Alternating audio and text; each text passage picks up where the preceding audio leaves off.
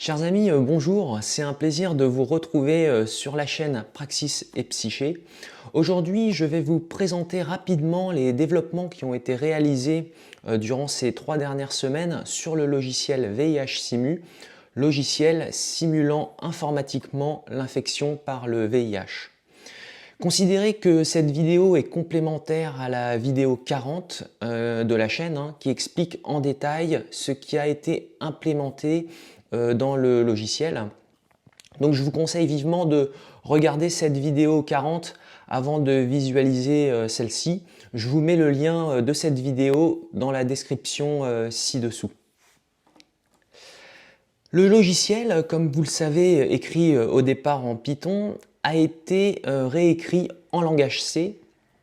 Alors le C est un langage de programmation que j'affectionne particulièrement parce que j'ai appris à coder en C pendant une période de ma vie dont je suis nostalgique. Une période d'insouciance, on va dire. Je ne sais pas si pour vous c'est pareil, mais parfois on apprécie dans le présent des choses parce qu'elles éveillent en nous, par association, de beaux et doux souvenirs. Donc aujourd'hui, après vous rappeler rapidement le contexte en guise d'introduction, je vais vous présenter ce développement en C, ainsi que les résultats et un comparatif en termes de performance entre ces deux langages, à savoir le Python et le C, lors de l'exécution de ce code. Nous finirons par une conclusion et les perspectives à venir. Alors comme je vous le disais dans la vidéo présentant le logiciel, ce projet est une reprise d'un thème que j'avais étudié en début de thèse, il y a fort longtemps, en 2009. Mon objectif à l'époque était d'associer la virologie et l'immunologie à l'outil informatique et mathématique dans le but de mettre en place un outil de simulation au vu d'optimiser la stratégie thérapeutique tout en permettant de stopper efficacement l'évolution de l'infection par le VIH, sachant que les traitements anti-VIH sont des traitements lourds. Dans cette dernière vidéo, on avait vu que les résultats obtenus avec la première version du logiciel écrite en Python étaient globalement satisfaisants, modulo quelques ajustements futurs à réaliser. Toutefois, le temps de calcul était long, pouvant atteindre 22 heures quand on simulait la totalité de la durée de l'infection. Et ce temps pouvait être multiplié par 4 avec le multiprocessing. Et donc, suite à ce constat, une réécriture du programme en langage de programmation plus performant fut envisagée. Et aujourd'hui, je vais vous présenter ce que l'on obtient comme résultat en langage C. Alors vous trouverez une documentation riche et complète sur le langage de programmation C qui a pris naissance, me semble-t-il, début des années 70. Alors c'est un langage compilé, tandis que le Python est un langage interprété. Alors comment expliquer la différence entre langage compilé et langage interprété? Alors dans le cas du langage compilé, un programme extérieur qui s'appelle le compilateur va traduire l'entièreté de votre programme en C en langage machine pour qu'il puisse ensuite être compris et exécuté par la machine. Tandis que dans le cas d'un langage interprété, chaque instruction est traduite par un interpréteur pour être ensuite exécutée par la machine.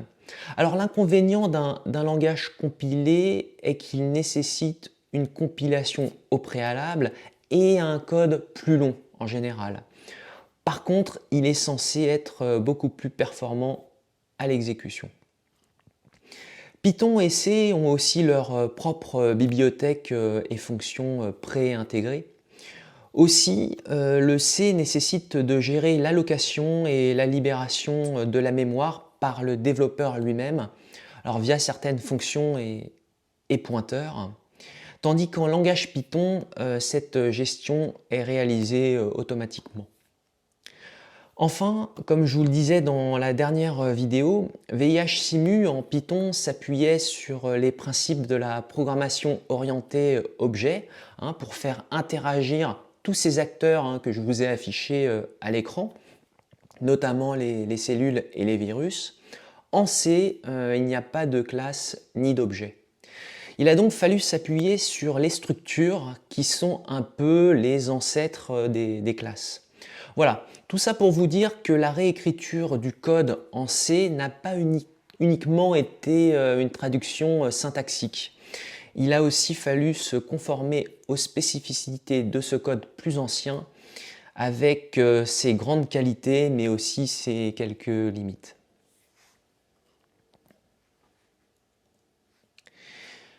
Comme on dit, une image vaut mieux qu'un long discours. Ce slide résume de manière synthétique ce qui a été réalisé durant ces 3 dernières semaines. Alors je vous avais présenté la version Python du logiciel, donc partie gauche du slide. Et chose importante à noter, toute la chaîne avait été développée en Python, à savoir l'interface que je vous avais présentée, mais aussi la partie calcul et simulation des interactions entre les différents acteurs, donc le cœur du logiciel, et enfin la partie post-traitement. Tout avait été développé en Python. Pour la version C, donc partie droite du slide, l'interface en Python a été conservée, interface qui a été branchée, on va dire, au solver, qui lui a complètement été réécrit en C. Tout comme la partie post-traitement des résultats et affichage des courbes en utilisant la bibliothèque Gnuplot. Donc je vous propose de lancer de suite ensemble cette nouvelle version en C.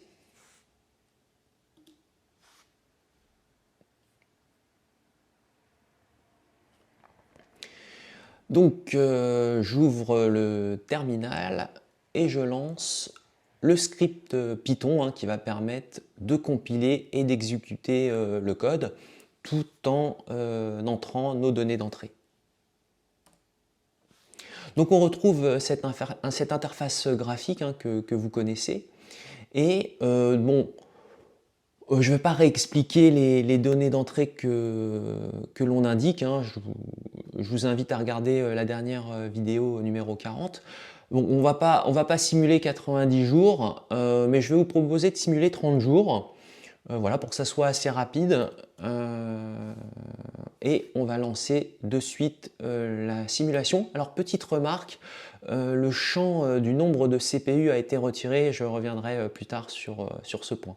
Donc j'ai indiqué 30 jours et là on va pouvoir lancer la simulation. Donc regardez sur votre gauche le calcul qui tourne et on peut remarquer que ça va beaucoup plus vite dès le début de la simulation. Et ça c'est vraiment un point très positif. Et là on va arriver de suite à 30 jours. Et arrivé à la fin du calcul, nous avons les courbes de charge virale que je ne vais pas réexpliquer aujourd'hui, puisque c'était expliqué en détail lors de la dernière vidéo, ainsi que la courbe de l'évolution des lymphocytes TCD4 qui apparaît à l'écran. Voilà.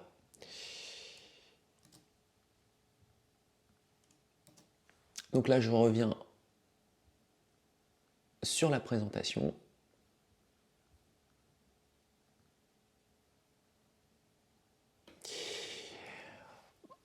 Alors, là, ce sont les résultats, qu'on obtient en langage C.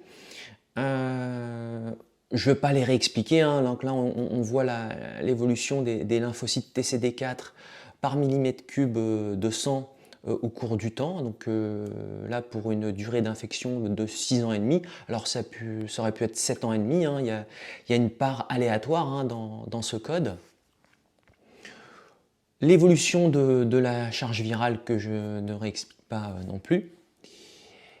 Et bien sûr, des résultats avec traitement. Donc là, le même type de calcul avec les mêmes données d'entrée que je vous avais montré lors de la présentation du logiciel en Python.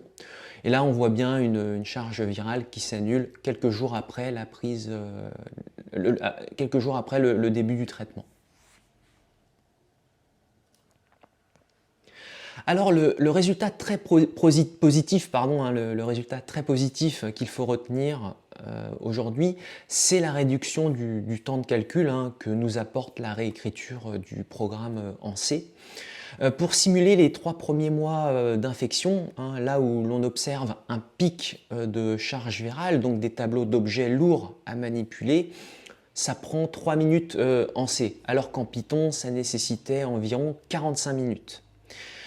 On a donc un facteur de performance de 15 avec le C.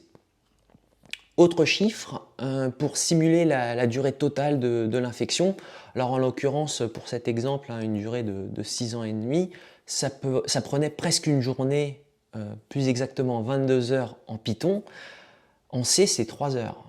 On a donc un facteur de performance de plus de 7 avec le langage C. Alors vous pourriez me demander comment se fait-il que ce facteur de performance évolue en fonction de la durée d'infection simulée. Alors ce qu'il faut savoir, c'est que le gain en performance à l'exécution est maximisé en début de simulation, lorsque le programme fait interagir cellules et virus durant les 3 premiers mois de l'infection, là où de lourds et gros tableaux d'objets doivent être traités. C'est en particulier la fonction deepcopy qui, au début de la simulation, prend le plus de temps en Python. Permet de faire une copie complète d'une liste. En C, la fonction analogue et même copy, alors même CPY, qui quant à elle nécessite une gestion plus manuelle de l'allocation de la mémoire qu'il faut ensuite libérer. En C, il ne faut surtout pas oublier de libérer par soi-même la mémoire, c'est très important. Dites-vous que pour n allocations de mémoire, c'est automatiquement n libérations ensuite dans le programme. Je parle bien sûr des tableaux dynamiques qui ont été alloués. Et plus le calcul avance, moins les tableaux d'objets à traiter sont grands, donc ce qui explique la réduction de l'écart de performance entre les deux codes, même s'il reste tout de même très intéressant. Plus de multiprocessing pour l'instant sur cette version en C, mais il sera réintégré à l'avenir quand l'architecture du code sera revue. Alors pour conclure, la première question à se poser et qui subsiste depuis la dernière vidéo est: est-ce que tout ce qui a été implémenté dans le logiciel est correct? Alors je rappelle que je ne suis pas chercheur en immunologie, virologie, ni médecin. Je travaille dans un tout autre domaine qui est le nucléaire. Néanmoins, on retrouve en C les mêmes résultats qu'en Python, avec une réduction drastique du temps de calcul, ce qui est très positif. Deux autres interrogations sont à se poser, questions qui nécessiteront sans doute des corrections à l'avenir. La première question, le délai de la charge virale qui devient indétectable lors de la mise sous traitement, ce délai n'est-il pas trop court? C'est une question que je pose. Deuxième interrogation, la phase SIDA est-elle plus étirée dans le temps par rapport à ce que calcule le logiciel? Donc ça, c'est aussi une deuxième question que je pose. En attendant de pouvoir y répondre, la prochaine étape sera d'écrire le programme en C++ et en Java, d'optimiser toujours plus les instructions pour réduire le temps de calcul, et bien sûr, je le répète, revoir l'architecture du code pour une meilleure distribution sur plusieurs cœurs. Enfin, cette réduction du temps de calcul ouvre de nouvelles portes, à savoir l'implémentation de nouveaux acteurs, de nouvelles cellules dans le programme, en particulier les lymphocytes B et les lymphocytes T cytotoxiques. ainsi qu'un ajout de cellules plus adaptifs et variés. Je vous remercie pour votre attention et de m'avoir suivi jusqu'ici. N'hésitez pas à poster des commentaires si vous avez des questions ou des critiques. Je vous souhaite une excellente journée. À très bientôt sur la chaîne.